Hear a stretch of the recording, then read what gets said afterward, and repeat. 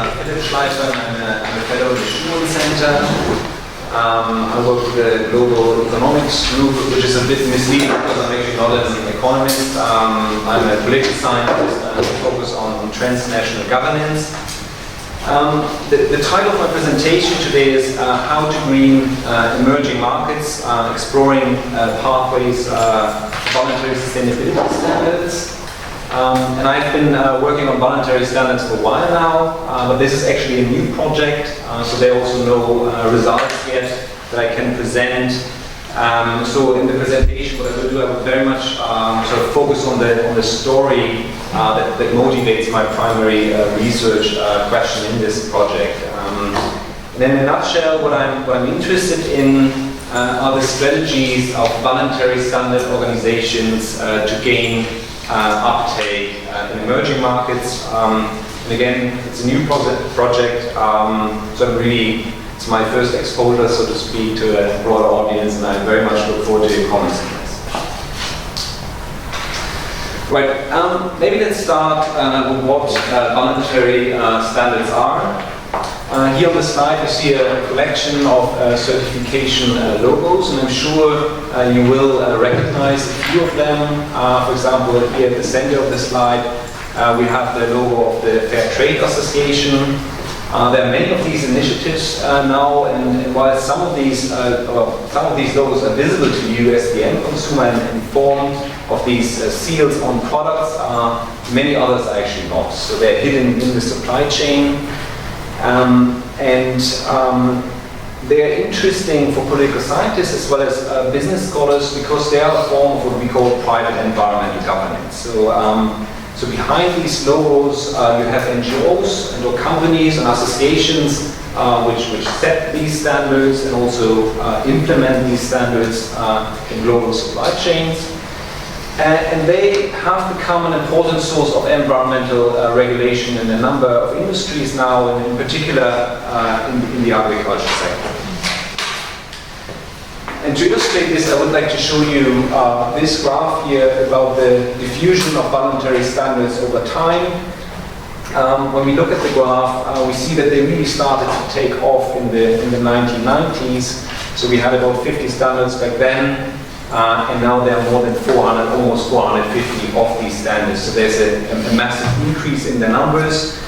And there are several factors that explain this. And perhaps most important was the United Nations Conference on Sustainable Development in 1992, which really gave a big push to this idea of sustainability, and also the idea that civil society and the private sector should play a bigger role in achieving international sustainability targets.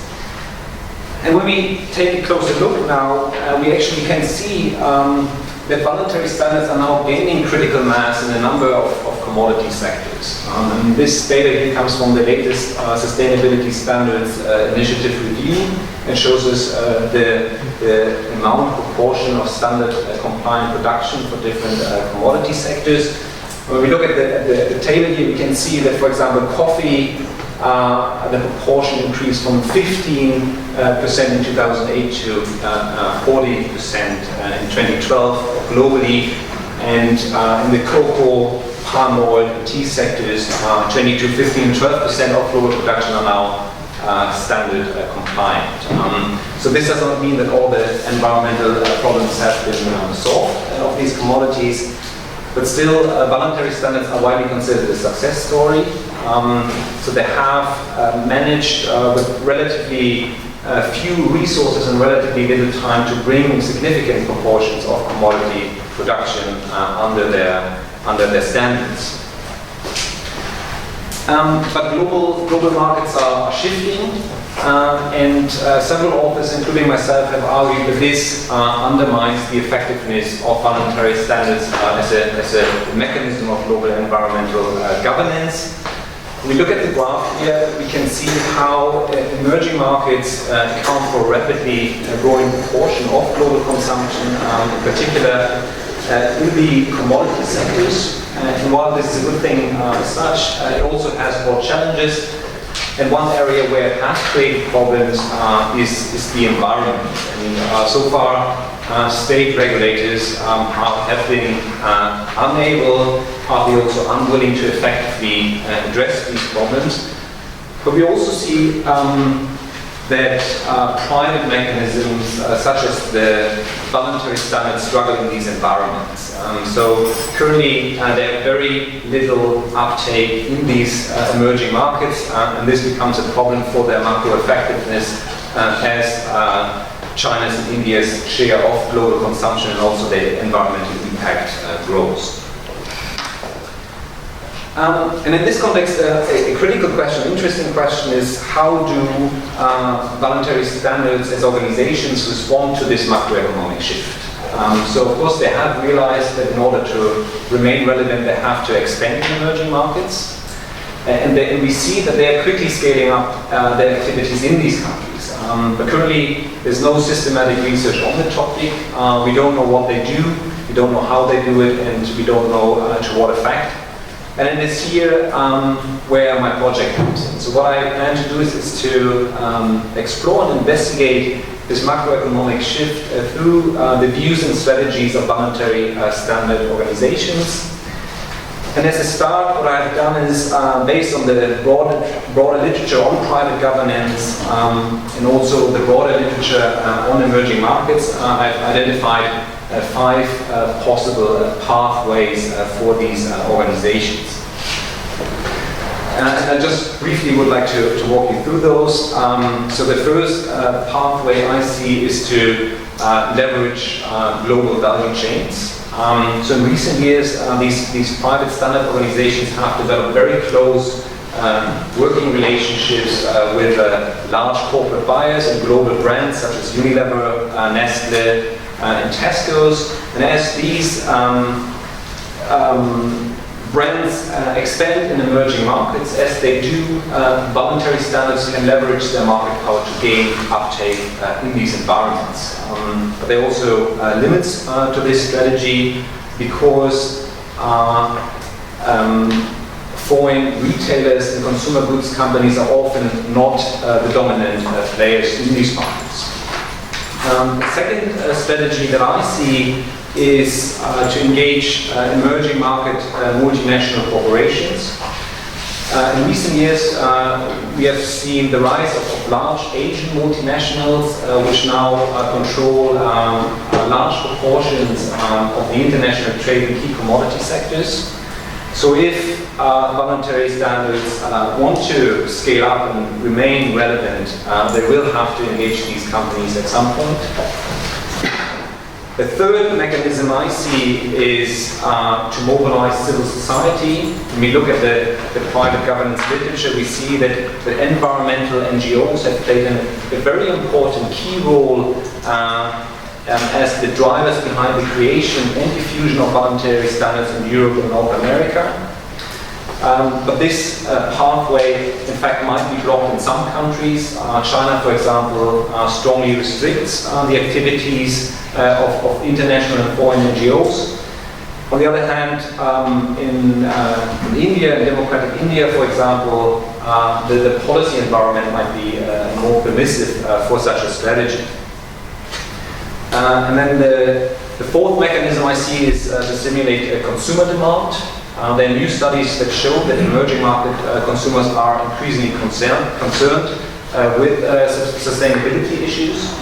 But there's still a big disconnect between ethical attitudes on the one hand and consumer behavior on the other. So if voluntary standard organizations wanted to gain a foothold in these markets, they would have to devise and implement strategies to actually stimulate demand for their products. And finally, the last strategy or pathway I see is to seek government endorsement. So also here, we actually see that in North America and in Europe, governments have endorsed and supported voluntary standards in various ways. Government endorsement is important because it brings legitimacy to these private organizations, and it also often creates incentives for companies to use these standards. In the emerging economies of Asia, the state often does play a central role, so clearly government endorsement of these state actors would help their cause in these environments. So as I said,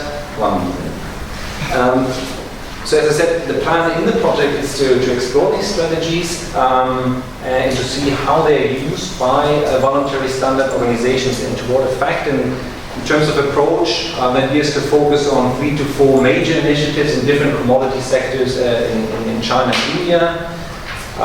China and India not only because they're the 2 largest emerging economies, but also because they differ in interesting variables. For example, regime type as well as the level of development. It will be interesting to see how these contextual factors influence the choice of these pathways, potentially also alternative pathways, which I haven't thought about, and also how they affect or influence the effectiveness of these strategies in gaining uptake in these environments. So that's pretty much it. So it's a project in development. I'm writing a research design at the moment, yeah, I think I stop here for now, and I really look forward to your comments and questions. Thank you.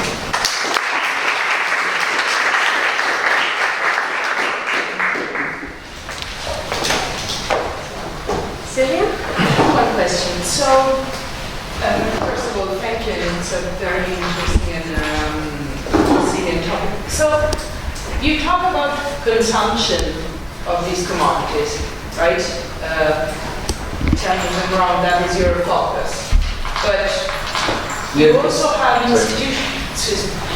Yeah, it's about the import of these commodities, or use of these commodities by these emerging economies, right? So you look at the consumer, but often these commodities and products, so for instance, even the production of energy, you have investment funds. And the institutional investment funds that actually invest in these, and there's the market niche that is the social responsible investment funds.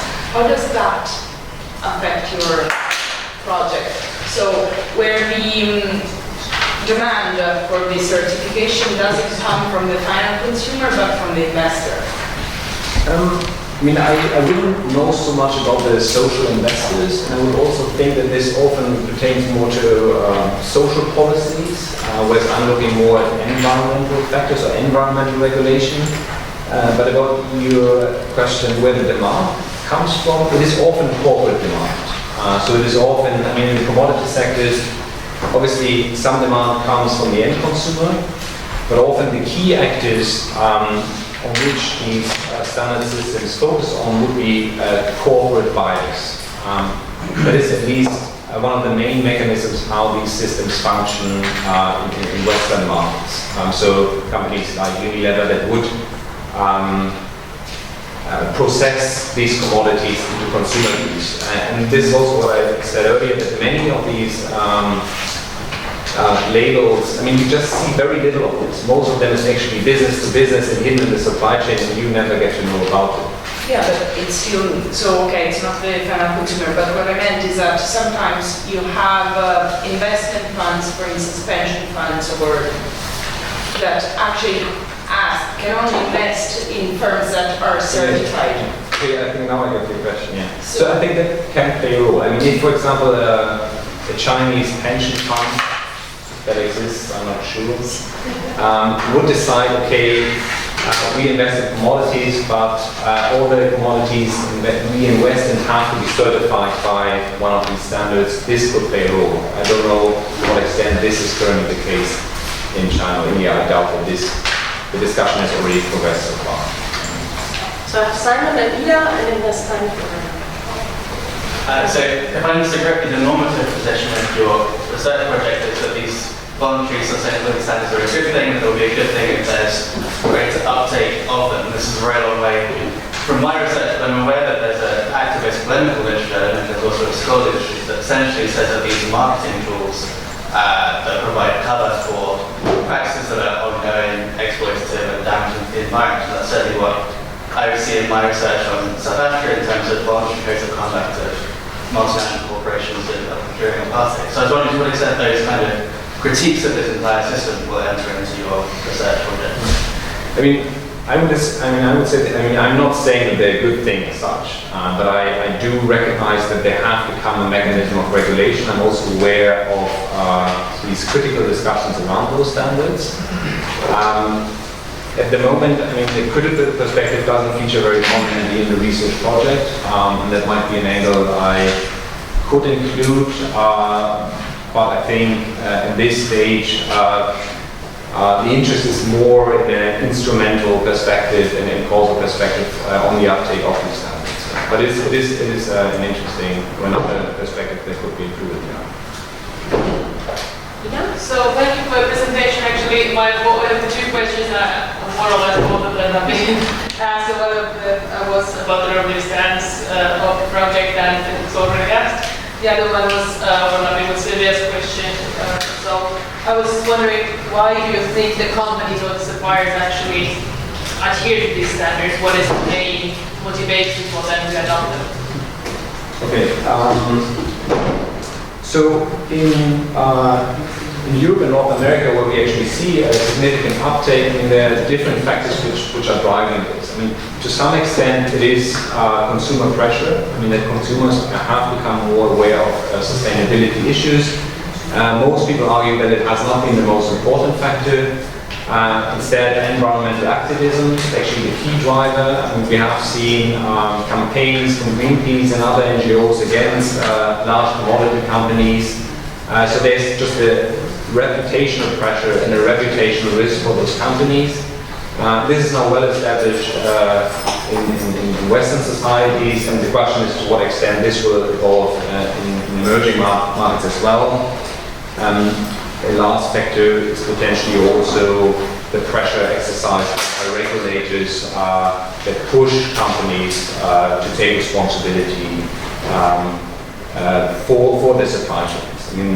There's always, in a way, the threat of hard regulation looming in the background. Florian, maybe the last speaker or very short one. I just wasn't sure what actually sustainability is.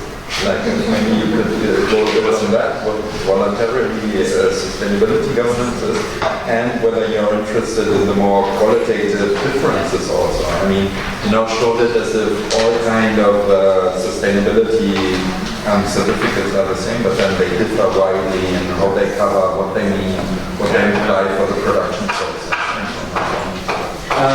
There's a definition by the Brundtland Commission of sustainability. I don't know by heart right now, but that's probably the official UN definition of what sustainability is. And these standards are very much aligned to this. So it's basically the idea that economic activity needs to be socially and environmentally sustainable for present and future generations. That's a little bit the gist of the definition.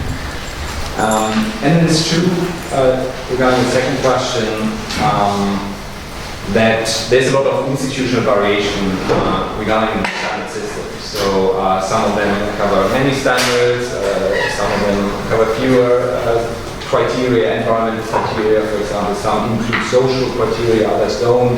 They also vary with regard to their auditing procedures and other factors. For example, another very interesting question, that was actually a question I looked at in my PhD, was how these private rules are created. So basically, who actually gets to have a say in these standard setting processes.